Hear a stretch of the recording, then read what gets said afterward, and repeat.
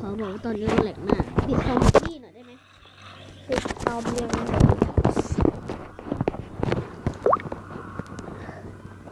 เดี๋ยวปรับปิดโหมดมอนเตอร์ก่อนไม่ไหวจริงๆมันแหลกเลือกเกินอ่ะ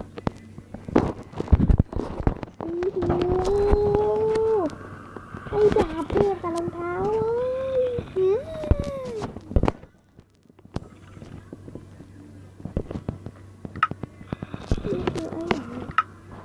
ลื่นยังลื่นแล้วลื่นปื้นเลยใช่ไหมโอ้โหมะนาวมาฝากเขาก็มันก็ได้นะอะไรหรอเผื่ออะไรมาเผื่อให้เขามันก็ได้อุ้ยเจอดาบเทพกับรองเท้าแค่นี้เลยดาบเทพอันเดียวรองเท้าเทพอันเดียวมาฝากมั่งฝากยังไงเอากล่องมา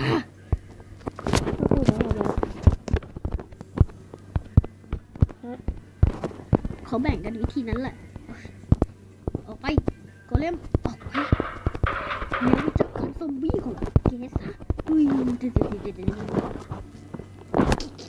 มะนาวทีพี่มาหาเขาได้แล้วทีพีทำไมเหรอเลี้ยวทีพี่มาจะได้ปวดฉี่เหรอช่วยกันฆ่าซอมบี้เร็วขิมถามอย่างหนึ่งแกปวดฉี่ไปเข้าห้องน้ำชุดกอดเทพเขาไปเร็วมานาวทีพีมาแล้วก็มาช่วยทำฆ่าซอมบี้ได้แอปโกลเด้นแอปเปิลกับดาบไหนนี่น้ำมะนาวขึ้นมาข้างบนได้ยังไงอะอะไรหรอมะนาวอะอะไรมะนาวได้ชุดกอดเทพมาจากไหนก็มันมีกล่องอยู่กล่องหนึ่งตอนที่ลงมาดาบเทพเหรอไหนวะดาบมันเทพยังไงเอ็นชาน ได้เอ็นชานอะไรอะ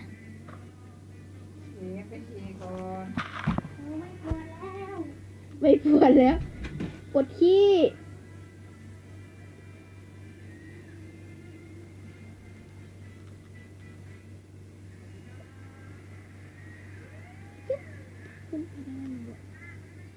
ไม่มีไอ้เราเข้าไปอย่ามีอะไรเนี่ย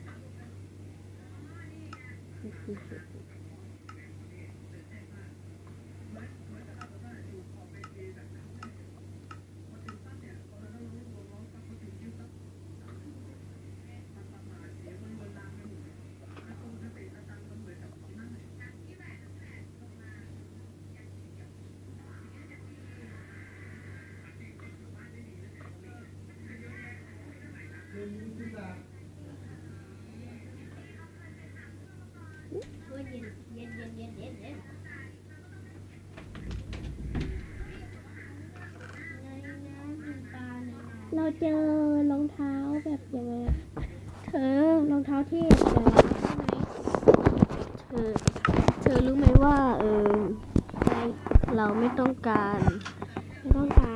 เราไม่ต้องการนั่นแล้วอะอะไรหรอรองเท้าเทพเพราะว่าเธอมีแล้วไม่ใช่เพราะว่าตอนนี้เราจะเอ็นชานดาบอีกแล้วเธอเอ็นชานไหมลงมา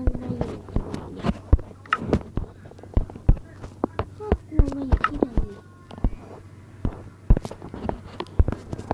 เราจะเปล่าค่ะพี่นะทุบไปแค่ 2-3 อันพอนะไม่ต้องทุบสปาวซอมบี้ทุบแค่สเกลิตันเพราะสเกลิตันมันหน้าเดี๋ยวเราเอาสปาวซอมบี้ออกมาหน่อยเดี๋ยวสปาวสเกลิตันอะทิ้งไปให้หมดเลยเพราะว่าสเกลิตันมันมีธนูอะแล้วแบบเรายิงไม่ทันตัวมันอยู่แล้วด้วยเราเล่นเครื่องเธอไม่ทันอ่ะหรือจะให้เราเล่นเครื่องเราล่ะถ้าเราเล่นเครื่องเราเนี่ยก็ถือว่าเราได้ผลเทปไปไม่เอาไม่เอาอ่ะอย่าเขาให้ของโอ้ยรองเท้าเทพ2 อันทำไมรองเท้ากลายเป็น2 อันเฉยเลยล่ะคิมเมอร์อย่างอนเอารองเท้าไปอยู่ไหนเนี่ยเอาดาบมาด้วยดาบก็มีอ่ะมีไหมมีเอารองเท้ามาไม่นะเอารองเท้ามาให้หมด2 อันเพราะก็ไม่มีรองเท้าใส่อะดิ2 อันนะอันเดียวก็พอ อันนี้ของใครเนี่ย อะไรหรอ อะไร เอามาให้หมด มันเพิ่มในตัวเขาเรื่อยๆเลยอะ อะไรหรอ รองเท้า เรื่อยๆนี่คือยังไงก็มันเด้งเข้าตัวแกหมดเลยอ่ะ โอ้โหกระเด็นไปนู่นเลย เดี๋ยวเขาเอ็นชานธนูก่อนนะ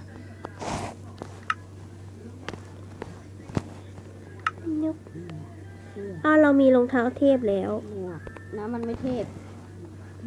เนี่ยมันไม่เทพเหรอ อันนั้นเขาอาจจะเอ็นชานเองนะแย่มากมาเอ็นชานตัวอะไรกันก่อนมา ยัง เราปิดเกมโหมดก่อน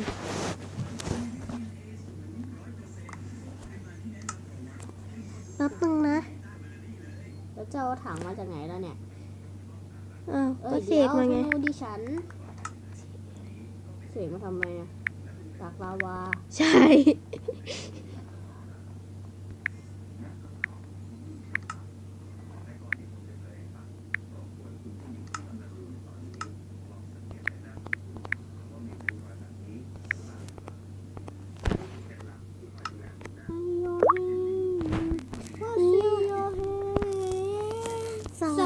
แกเห็นหัวใจไหม ฮะ ทำไม แกเห็นหัวใจไหม เห็น เขาปิด เขา เก ไม่ ม เห็นเขาไม่เห็นเขาไม่รู้อะ ดูมุมบน เห็นหัวใจไหม หรือไม่ก็ลอง เห็น เขาปิดเกมโหมดให้แก รู้ละ ยังไม่ทันเอ็นชานทิกแอคเลย ทิกแอคหรือพิกแอค ทิกแอคเพราะว่าถ้าเรียกพิกแอคมันก็ใหญ่เบ้อเลยนะสิมาเริ่มฆ่ากันเลย เปิดมอน เอ้ย เปิดมอนได้ เปิดมอนยังไง อ้าวโอ้ย กับดักเดี๋ยว เร็วเปิดมอนเลยเดี๋ยว อะไร เปิดมอน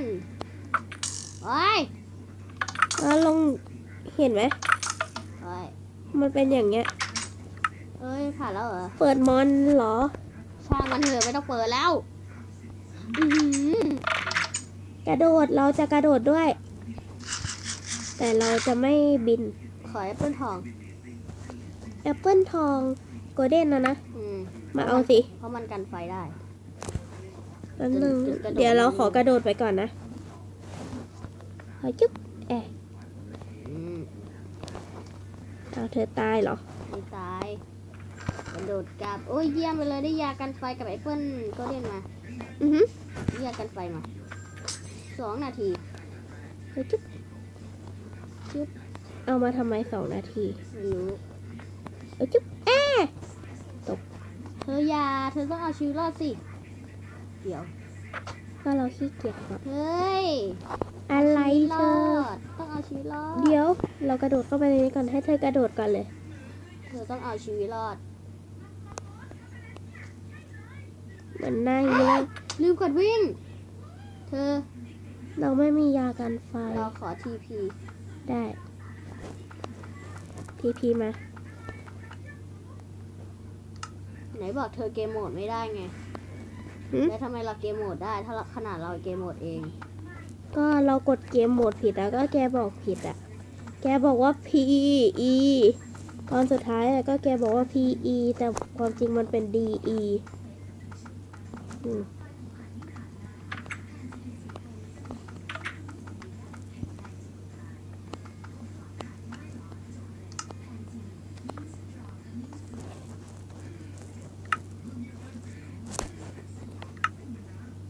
ธออยู่ไหนอะ ไม่รู้อะเราไม่รู้เราเหมือนกัน เธออยู่ไปอีกด่านหนึ่งแล้ว เธอไปอีกด่านหนึ่งแล้วนะ อ้าวเหรอ เออเขาได้ของมาด้วยล่ะ ได้ของแล้วไงอะ ช่างเถอะไม่เอาละสามีนาเปิดมันดิ เปิดมอน เปิดทำไมเหรอ ก็ด่านนี้มีมอนด้วยอ่ะ เปิดมอนยังไง มะนาวอย่าบอกนะมะนาวทุบประตูอ่ะ ใช่ ทุบทำไมล่ะ เปิดมอนยังไง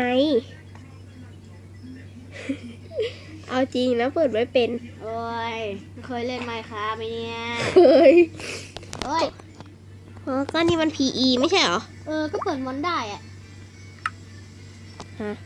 เปิดมันได้ พิมพ์เอาหรือว่าอะไร พี่ ฮะ มา ไม่พิมพ์เอาหรือว่าอะไร เปิดมอนก็เปิดนี่ไง อ่ะ อีซี่พอ เต็ม วันได้เต็มหน้าเลยจ้า ออกไป เต็มหน้าเลย เธอต้องโดดจากตรงนี้ โอ้ยคุณเธอก็เกมหมดสูงดีจ้ะ เกมโหมดศูนย์ได้ เธอจะได้มาสู้ซอมบี้กับดิฉันไง ได้เกมโหมดศูนย์ก็ได้ เกมโหมดศูนย์ใช่ไหม เออ เดี๋ยวหาตัวจีไม่เจอ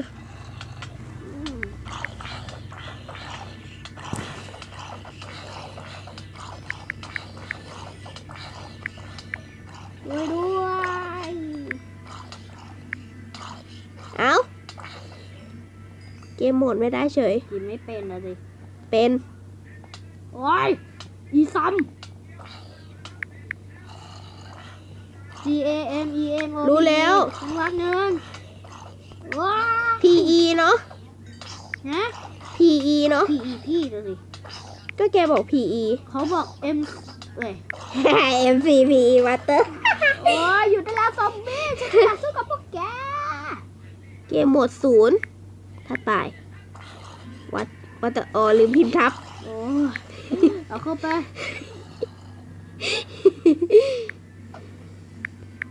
โอ้ย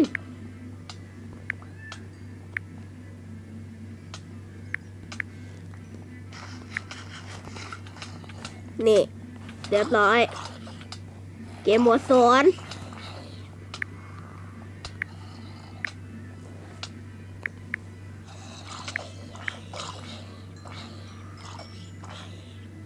โอ้ยดาบจะพังอยู่แล้ว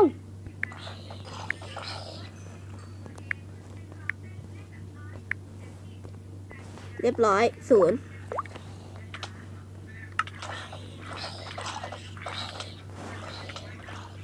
สู้ไปนะ เฮ้ย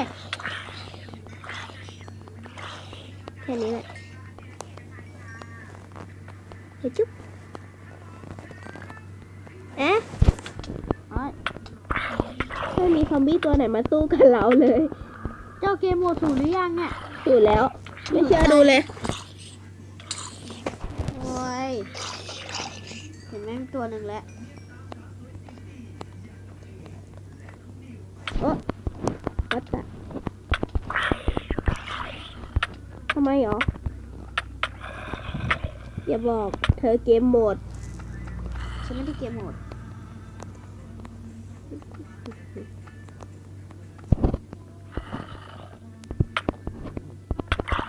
ซอมบี้ เขา โง่ กำลังเซตสปาอยู่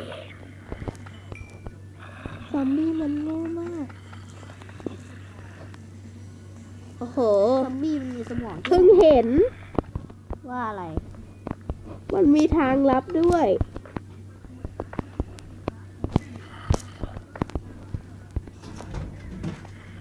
โอ้ย มันเป็นทางที่ไปง่ายที่สุดแล้ว13 นาทีไปแล้วนะฮัช